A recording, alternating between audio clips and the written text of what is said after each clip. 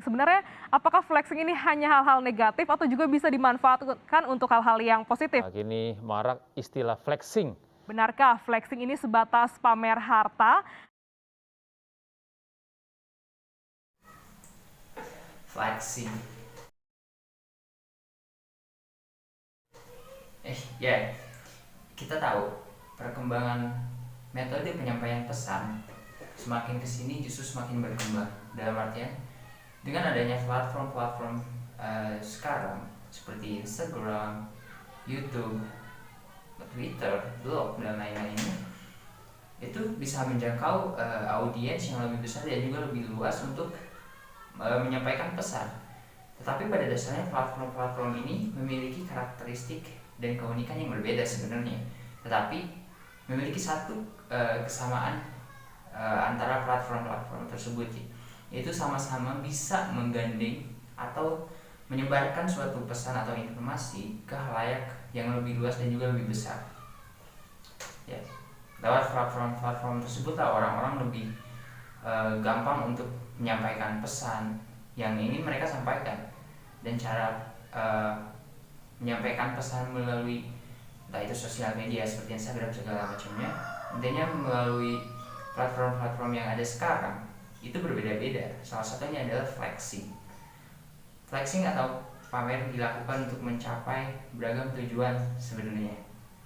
Di antaranya ada menunjukkan status, posisi sosial, menciptakan kesan bagi orang lain, dan menunjukkan kemampuan, bahkan bisa untuk memotivasi sebenarnya. Tapi flexing tidak melulu soal kekayaan, harta, tapi juga bisa pencapaian, keberhasilan, atau bahkan relationship sekalipun. Dalam artian flexing masih dianggap normal lah jikalau flexingnya masih dalam batas wajar.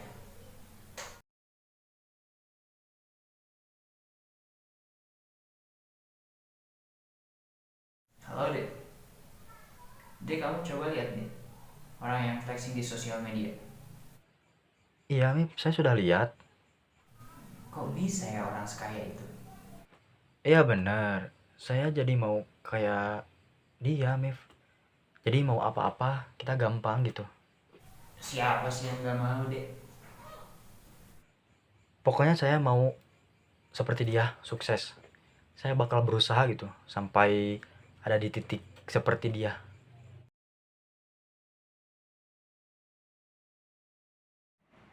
Ya, flexing sendiri sebetulnya suatu aktivitas yang netral ya, jadi bisa positif ataupun negatif. Karena seperti yang tadi sempat disampaikan juga, flexing juga bisa jadi wadah untuk meningkatkan confidence gitu ya, atau percaya diri kita gitu. Tapi mungkin yang jadi berbahaya adalah ketika motivasinya sudah berubah ya gitu. Jadi mungkin awalnya hanya untuk menunjukkan gitu ya, kita mendapatkan suatu achievement tertentu gitu ya, atau punya skill atau lifestyle yang baru gitu ya. Tapi ketika kita mendapatkan afirmasi yang positif dari lingkungan sekitar gitu ya, kita bisa didapatkan, wah keren nih gitu ya, wah kok kamu bisa kayak gitu ya, pengen coba kayak kamu juga. Nah, kita cenderung jadi jadi ingin mempertahankan afirmasi positif tersebut, jadi kita jadi keterusan gitu ya.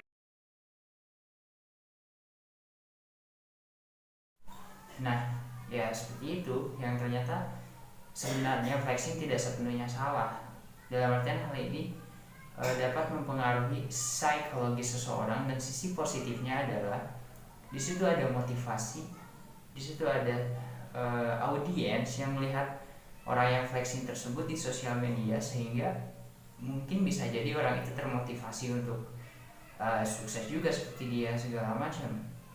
Dan ya ternyata flexing ada sisi positifnya juga, dimana mindset komunikator atau komunikan bisa berubah mungkin lewat hal-hal seperti ini.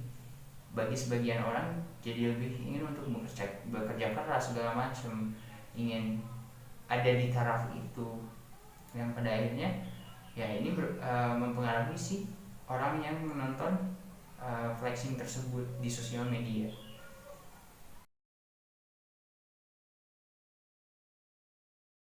Nah, cara menyampaikan pesan melalui flexing tentunya ada sisi buruk.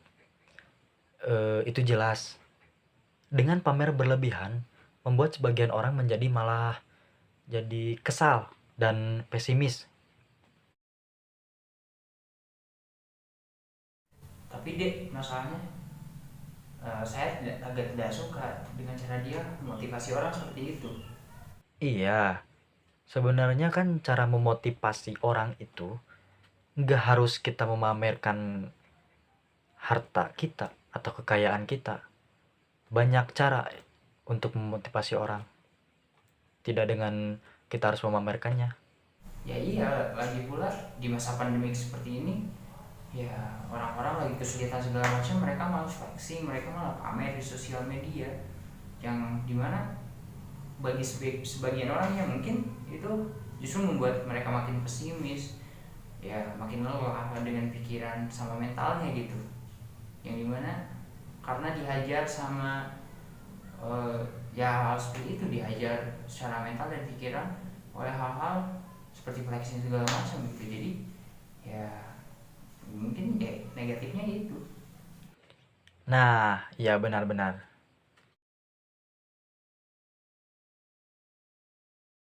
Yang berbahaya adalah ketika motivasinya itu sudah menjadi eksternal.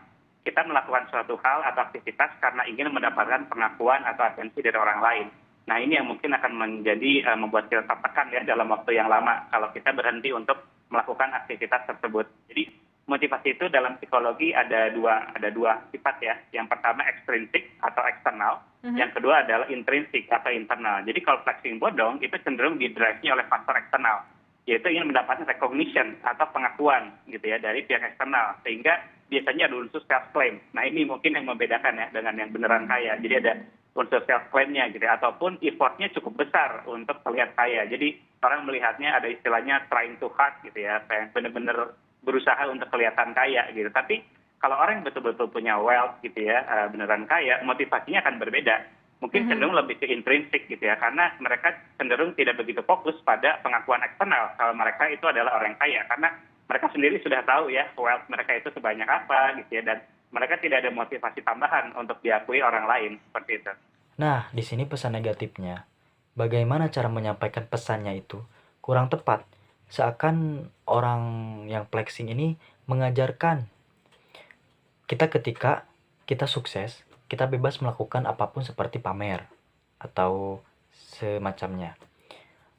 Dan juga cara mereka menyampaikan pesan pada audiensnya bahwa mereka bisa sukses.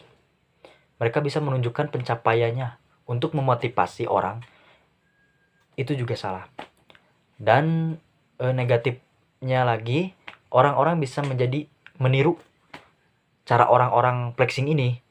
Bagaimana dia menyampaikan pesan, yaitu dengan cara memamerkan kekayaannya.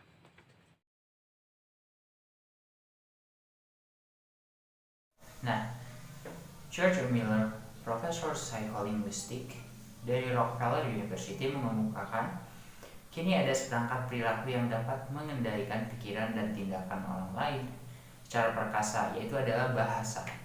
Teknik pengendalian ini dapat menyebabkan orang lain melakukan sesuatu yang tidak terbayangkan sebelumnya. Teknik ini dapat mengubah pendapat dan keyakinan orang lain, dapat digunakan untuk menipu orang lain, dan membuat orang lain gembira atau sedih, dapat membuat orang lain menginginkan sesuatu yang tidak dimiliki sebelumnya. Kita bahkan dapat menggunakannya untuk mengendalikan diri sendiri, yaitu yang dinamakan adalah bahasa. Nah, dalam penyampaian pesan melalui flexing, cara orang tersebut menyampaikan pesannya atau mempengaruhi seseorang tentunya bisa dengan verbal dan juga non-verbal sebenarnya. Dalam artian mereka mempengaruhi seseorang, entah itu motivasi atau sebagainya, itu dengan bahasa, dengan cerita mereka, dengan perkataan mereka tentang suatu pencapaian atau apapun itu yang ada, yang pada akhirnya mempengaruhi audiensnya. Itu cara mereka menyampaikan pesan melalui verbal. Sementara mereka juga menyampaikan pesan melalui non-verbal dengan melalui pesan artifaktual, diungkapkan melalui penampilan baik tubuh, itu seperti pakaian, kosmetik dan lain-lainnya, yang dimana orang sering berperilaku dalam hubungan dengan orang lain sesuai dengan persepsinya tentang tubuhnya atau body image. Erat kaitannya tubuh dengan upaya kita untuk membentuk citra tubuh dengan pakaian atau kosmetik. yang dimana orang-orang yang flexing ini erat dengan pakaian atau barang-barang yang terkenal mewah atau mahal. Nah, maka dari itu pesan yang ingin orang itu sampaikan bisa melalui nonverbal sebenarnya. Nah, penyampaian pesan melalui flexing ini sebenarnya pada dasarnya dikembalikan lagi kepada audiens yang menonton flexing tersebut. Bagaimana penonton tersebut mengkode atau mempersepsikan flexing tersebut. Mungkin bisa dengan persepsi negatif atau juga positif. Mungkin penonton mempersepsikannya ke arah yang memotivasi atau malah ke yang negatifnya.